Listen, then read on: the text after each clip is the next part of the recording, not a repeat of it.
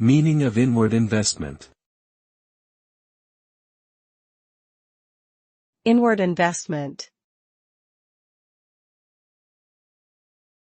Inward investment. Inward investment. Inward investment. Inward investment refers to investments made by foreign companies or individuals into a country's economy.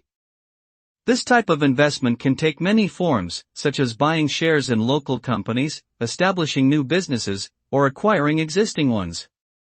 The benefits of inward investment can include job creation, improving technology and skills, and stimulating economic growth.